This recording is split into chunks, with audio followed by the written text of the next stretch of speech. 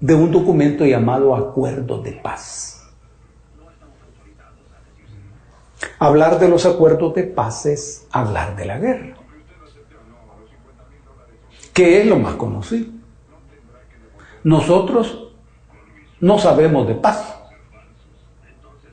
porque precisamente estos acuerdos de paz tuvieron un mérito, y es el de terminar con la guerra. No es cualquier mérito, es una cosa muy importante.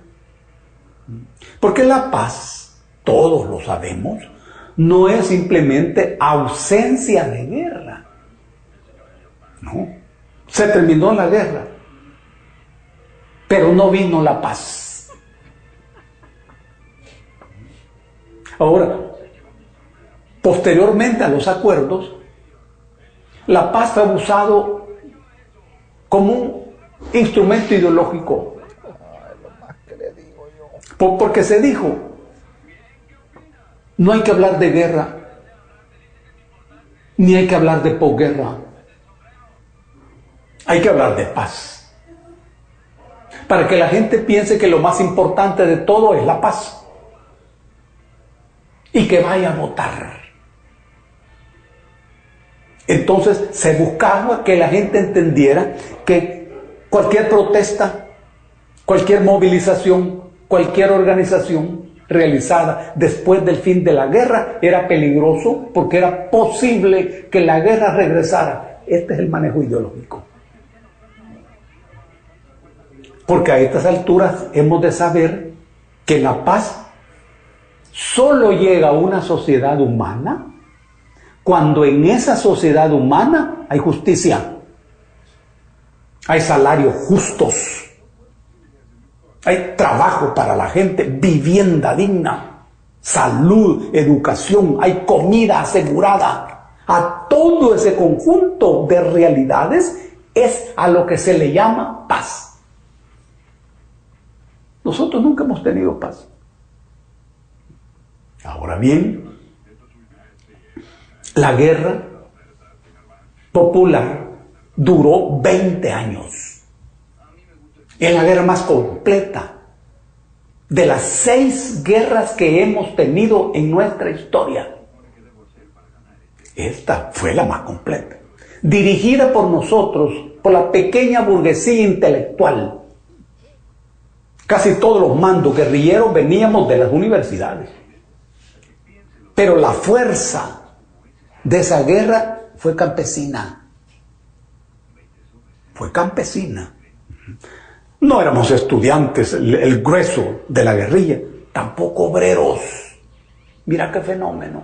Un obrero vivió durante largos años de guerra, uno. ¿Y por qué esa composición? ¿Por qué campesinos y no obreros? Porque los campesinos eran los más ofendidos y los más lesionados por la política económica de los gobiernos anteriores. Acordate cuando construyeron la presa del Cerrón Grande, en donde inundaron grandes extensiones de tierra. Por eso en las zonas de la presa fue muy poderosa la guerrilla. ¿Y por qué no obreros? Porque en ese momento los obreros eran una fuerza conservadora. ¿Qué es lo que conservaban? Su trabajo. Su trabajo. Eso es lo que explica que la guerrilla fue campesina. Esta guerra duró 20 años. 20 años. Las guerras sirven para demostrar la capacidad moral de las sociedades humanas. No es cualquier acontecimiento, no. La resistencia, el talento y la disposición. Eso es lo que demuestran las guerras. Todas las sociedades humanas tenemos guerras. Y vamos a tener otras en el... Precisamente porque no hay justicia. Ahora, hagámonos una pregunta. ¿Y por qué se negoció? Es que la oligarquía que domina nuestro país y la ha dominado en estos 200 años de historia, nunca negocia. Nunca ha negociado. ¿Y por qué en esta ocasión negoció? Hay que saber que toda negociación es un acto de fuerza. La negociación no se basa ni en la buena fe, ni en la confianza, en absoluto. Toda negociación se basa en una cosa que se llama correlación de fuerzas. Si yo no te puedo vencer a vos, entonces tengo que hablar con vos. Porque si yo te venzo, entonces te fusilo. Esta es la lógica fría. Y es que no pudieron derrotarnos en el terreno militar. Y nosotros desatamos en 1989 la mayor ofensiva político-militar de nuestra historia. Nosotros cercamos la capital de este país militarmente la cuarta vez. La cuarta vez. La primera vez lo hizo Vicente Filísola, el 23. La segunda vez la hizo Manuel José Arce, en 1828. La tercera vez la hizo Rafael Carrera contra Gerardo Barrios, y nosotros la cuarta vez. Una proeza político-militar. La ofensiva demostró que no era posible una solución militar a corto plazo. Y el resultado era incierto para la Fuerza Armada. Este es el segundo factor. Luego vino el derrumbe de la Unión Soviética. Esto le demostró a los gringos que no era la Unión Soviética el factor decisivo para la guerra, no. En ese momento los soviéticos no entendían la guerra en nuestro país. Se derrumba la URSS y la guerra sigue con todo vigor. Segundo factor. El tercer factor es la decisión de Washington. Se derrumba la guerra y entonces Washington estaba en la necesidad de intervenir militarmente en el país. Y no les interesaba porque ellos se consideraban equivocadamente dueños del mundo. Error. Pero por eso decidieron terminar la guerra. Estoy diciendo que la negociación no fue decisión de las oligarquías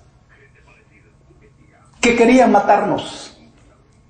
No fue decisión de la Fuerza Armada, tampoco, que obviamente buscaba una solución militar. Tampoco fue decisión de los partidos políticos de la época. Estos tres factores determinaron la posibilidad de la negociación.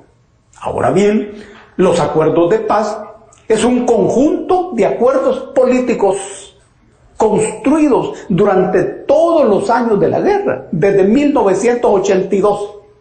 Philip Habib se llamó el diplomático que los gringos nos tiraron. Acordemos que Habib acababa de lograr el acuerdo de Camp David entre Israel y Egipto. Era el diplomático estrella. Ahí empezó la negociación.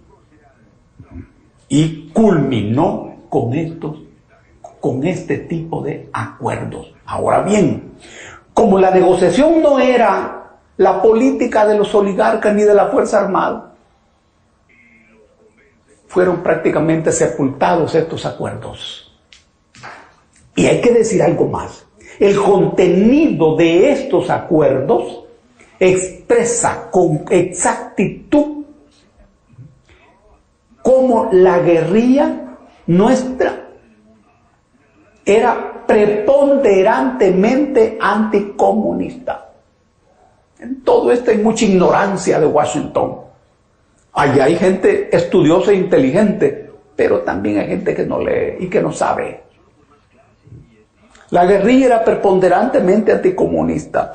Y los acuerdos expresan cómo el motor de la guerra fue la exclusión política.